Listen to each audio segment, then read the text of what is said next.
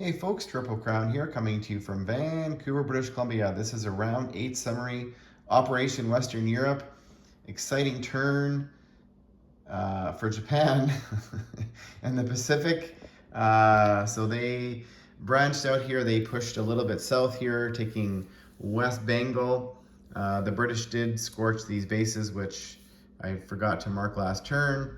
And over here, they took back the CCP territories that KMT had liberated, and they waited for their Air Force to catch up to them so that they could do a final push and take out this northwest KMT territory, which they are headed to Novosibirsk. So they stacked there, they brought their fighter in. The Russians came down with a cavalry, so gonna be a big standoff there next turn. The Japanese should win it. I'm not going to say easily. They're probably going to lose about 10 or 12 units. The British, they're a little bit behind here. They did come into the KMT territory from Kashmir, ready to, not sure what they're going to be able to do because they only have an artillery there. So it'd be nice if they had some Air Force. They may be able to cause a little bit of havoc for the Japanese or try and slow them down. The Russians did build 6 units in Novosibirsk last turn.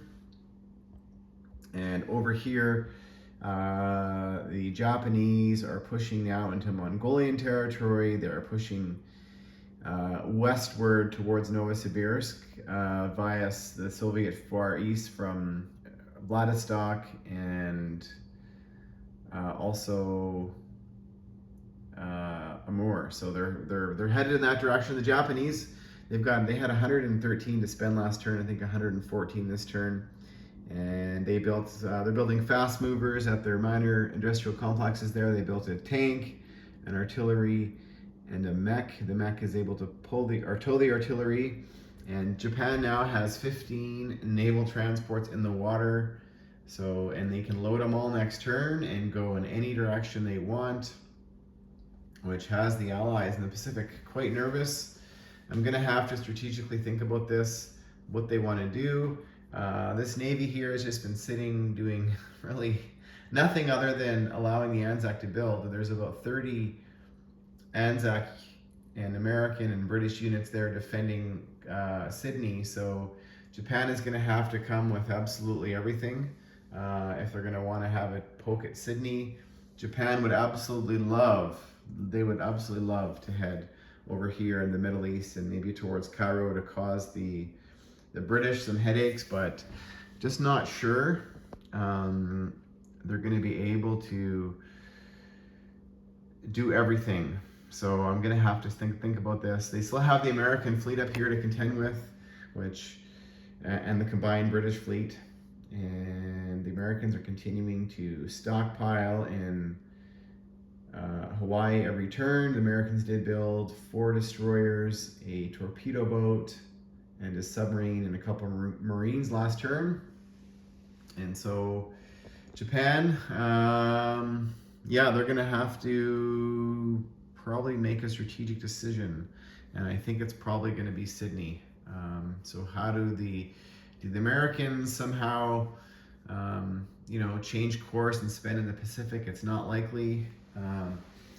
Over here in Russia on the Eastern Front, the Russians did go into the easternmost Finnish territory, and they are in full control of Leningrad. They've got about 22 units there sitting in Leningrad, and they've got $40 to spend, so very healthy economy for the Russians.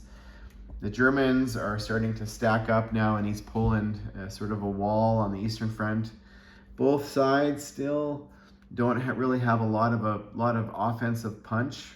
So the Germans have been building infantry and stacking infantry, so it's going to be fairly costly for the Russians to keep pushing, although they could make a play for Helsinki now and still defend their capital. So they might do that. We'll see what they do. But if they're gonna make a pull for Helsinki, they're gonna have to pull out of Leningrad, and Leningrad is a victory city. So pick your poison, I guess, if you're the if you're the Russians or you're the Germans fighting on the Eastern Front. Over here, the British built a naval base that was destroyed at Tobruk because they wanted to go after the Italian fleet. And so they didn't really do a lot other than capture all these territories in northern Africa, setting up to go annex Turkey and capture Greece. So the Italians here had a bit of a bad turn. They did think they could take Gibraltar. They brought 4 units over and they scored. They only needed 3 hits to win that battle and they scored 3 hits. However, the combined Free French and British at a fortification scored 4 hits in return. So they wiped out the Italians. So right now there's nobody in Gibraltar, but it is sitting still under British control. So yes, and the Italian submarines did slip through. They're still allowed to go through the channel between Gibraltar and Spanish Morocco. So why the Italians wanted to go here is they're trying to pull the British fleet away from, at least as far away from any useful territory as possible. I thought if they took Gibraltar and landed a couple of German fighters there, could they scramble those fighters and perhaps, they're still going to lose that battle, but the British fleet is out of position and can't head this direction towards, retaking Calcutta or anything like that. So the British are just gonna have to clean up this Italian Navy here. Rome and Turin are definitely safe. So the British have 6 transports in the water, so they're definitely gonna cause some grief for the Italians and the Germans if they land in Greece and annex Turkey, because now the Germans are going to be fighting a southern flank coming up. But the Italians did build some fast movers last turn. They did got a couple tanks sitting there they've had since the start of the game, and a couple mech and artillery. So they could help out the Germans there. So we'll see what happens. Over here, the battle for Western Europe and Paris. So the Germans decided not to wipe out the allies that were sitting in Normandy. They had fewer ground units and they might have won had they brought in their entire air force. However, that would have left Western Europe basically barren except for a couple of units sitting in Paris that the Germans would have built that turn. So they decided to back up and defend Paris instead.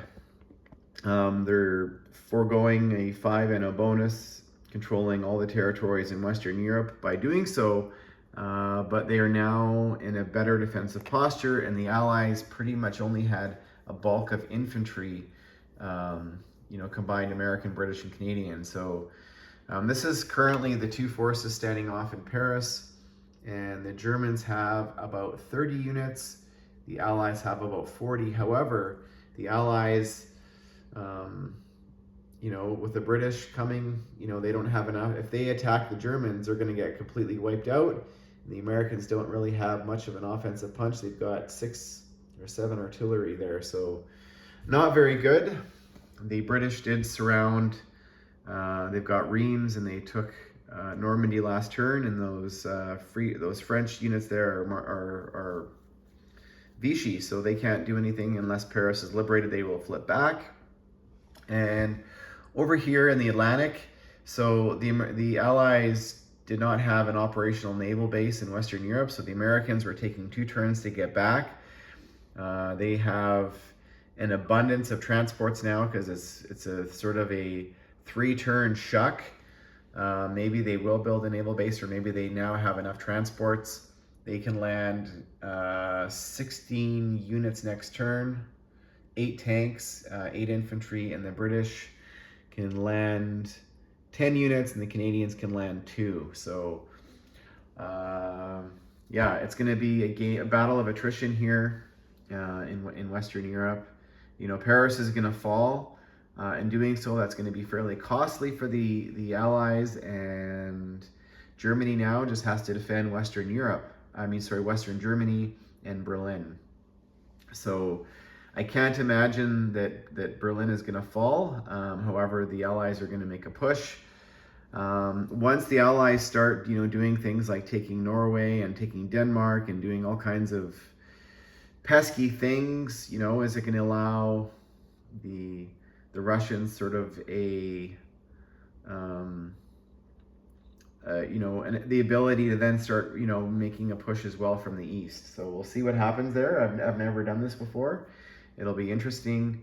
Are the Italians, what are they going to do? So we'll see. But lots of game to still play.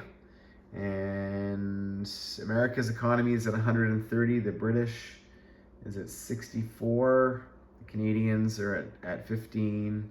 And the Anzac are also at 15. And the Germans are at 76, so not very healthy economy for the Germans. The Italians are making 25 still. So, but maybe the British should start, capturing the islands of Sardinia and Sicily, and start convoying the Italians so that they can break the Italian economy. So that should help as well. Anyways, thanks for watching, folks, and stay tuned for round 9. Lots of game still left to play.